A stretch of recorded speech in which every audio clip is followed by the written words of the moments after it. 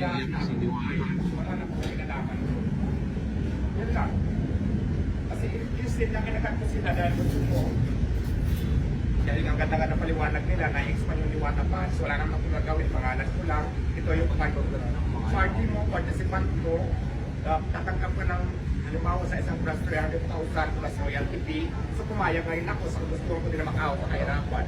Pero ending, wala talaga ako napala. Pumayag na utangan. Nasaan na yung mga yun? Actually, puro pangako na lang kung nasa meeting.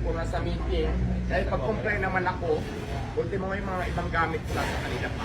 So, hindi ko alam kung taga saan talaga yung lugar nila kasi lumapit lang naman yan dito sa akin nung kasagsagan ng trending ko.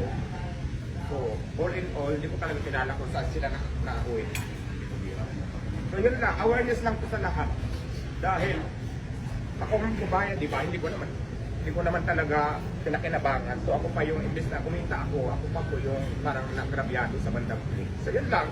Kaya nayak ako kasi siyempre ang laki ng pera na nalugi ko din to.